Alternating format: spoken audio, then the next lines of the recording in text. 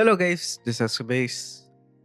I was dreading the day where I have to explain this update in detail, but since HBR did a dedicated announcement on it, I decided to make a video. As you saw in the title, without further ado, let's get into it. Watch this video link in the description after this video if you want to learn more about the entire infamous thing. But anyways, long story short, half a year ago, HBRJP dealt with its largest controversy yet, the infamous damage calculation update, which to this very day I still think it was very scummy of Rightfire Studios to do it, especially out of nowhere and near the half anniversary of all times. Literally anyone can't deny that. But after a few months of retrospective and cooling down, the reaction was largely overblown, mostly because of the surprise and as players have gotten used to it. And that is on top of course, a lot of compensation to balance out the negative aspects of the update. But yeah, anyways, with the backstory done, while this announcement doesn't directly mention the damage calculation changes, and even if they somehow remove that aspect from the update, there's a good chance they'll actually break the game if they do. So, I'm making this video with the assumption that they aren't directly stating the damage calculation changes to ease player worry and planning to release version 5.13.0, aka that update in full, in the 500 days update on March 6.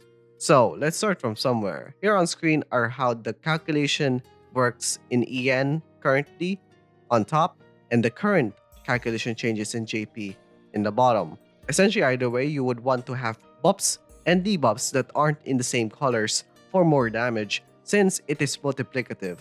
While if you have, for example, two buffs in the same colors, let's say general skill enhance and elemental skill enhance, it is additive, which while still increases your damage, it isn't as good as having a multiplicative effect, like for example, skill enhance and defense down. I think you get the gist. So, the calculation changes are simple enough to explain. If you see here, is that Mind Eye, Elemental Field, and Fragile are no longer solo multipliers, and instead, the first two is put in the Enhance pile, and the third one is in the Debuff pile as additives. So essentially, those three after the changes are no longer as strong of a buff and debuff as before. And considering said three are common effects you cast and inflict, using a theme whether it's elemental or pen crit on top of the sudden announcement of it and the simple fact that they made the game harder than it already is the reason why people got so mad about it.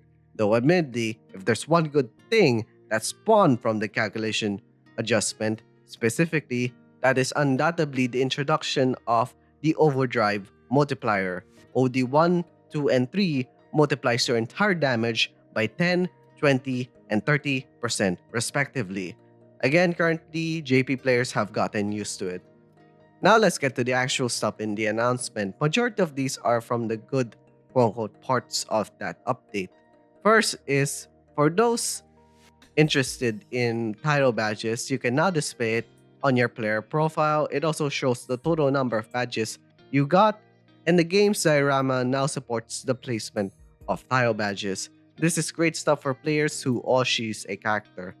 Next is more details on what the arena and HTA improvements are. First is the basic training, which is the original arena system, but this revised version, you just clear it once and you get the rewards. In here, there's no more power saver mode, which has been removed and was merged with the hyperbolic time arena or HTA. The new HTA is something you can run while playing the game and when you're offline, when you activate it, a true AFK mode essentially. The second and third one are the battle familiarization and proving ground challenges.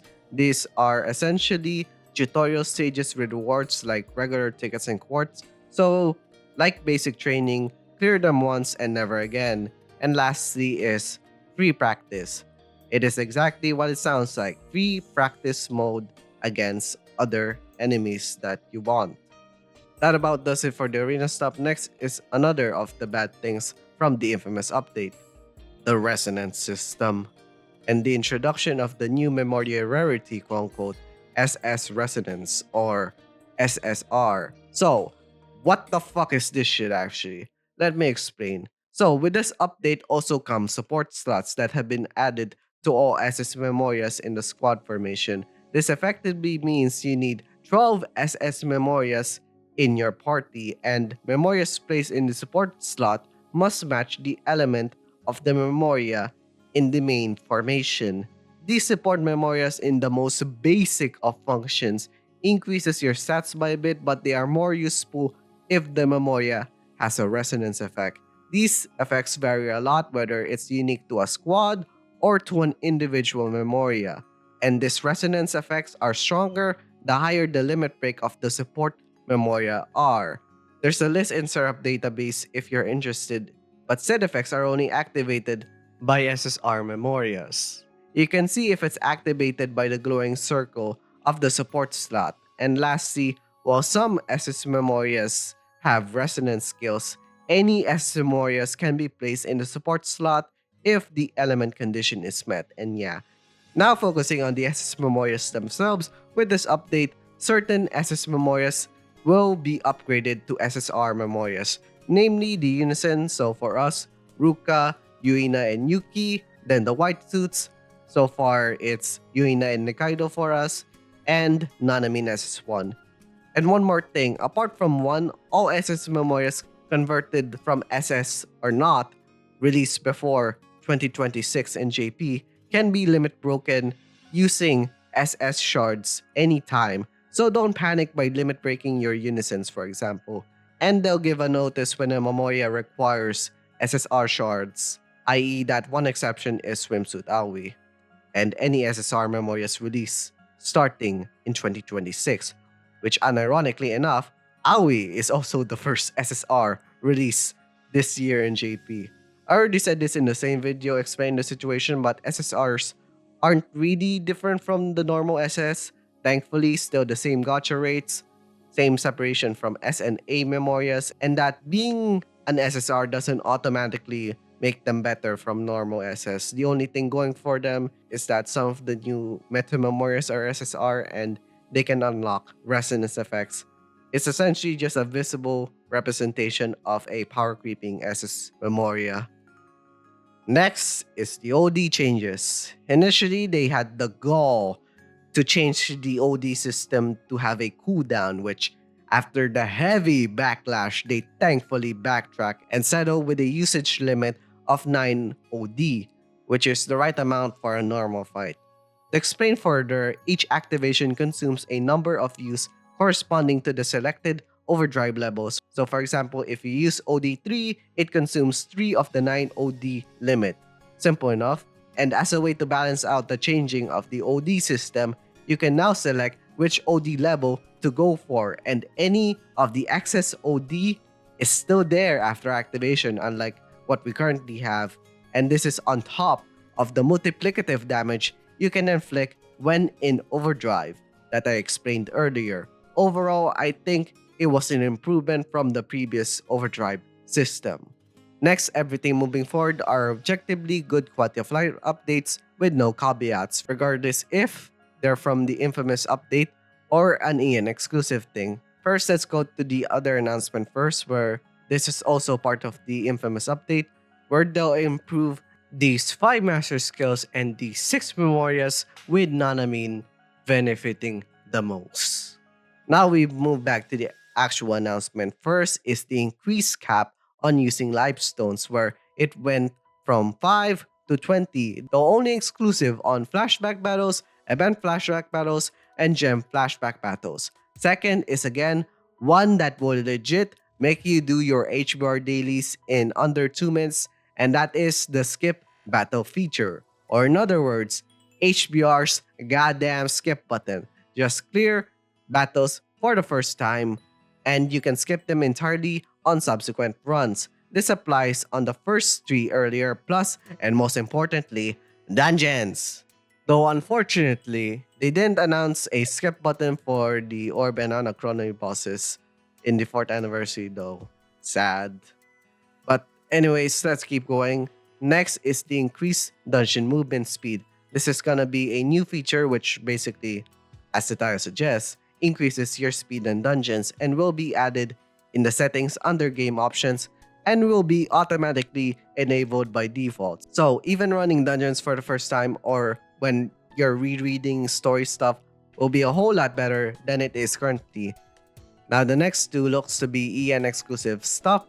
First is that they're adding new items to the GGP shop, which is alright. Hopefully these new items are good because I know most people barely even check that shop in the first place. And the other is that after the update, there will be no limit for each SS Memorias in the SS Memoria exchange shop, which is actually great if you want to limit break some SS1 Memorias of yours. Mind you, to this day, JP still only has the one purchase limit per Memoria, so yeah. And lastly, Memoria reports will be merged into battle reports. Additionally, battle report 4 and 5 will be added. One is 200k EXP and the other is 2 million EXP.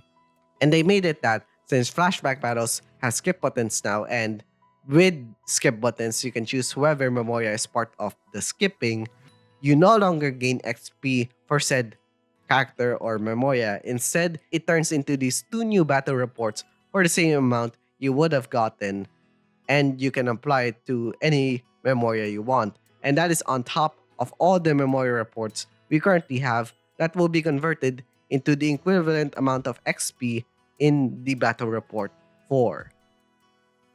Phew! We're finally done. That's all the stuff that's gonna arrive in the 500 days update that is gonna be on March 6th.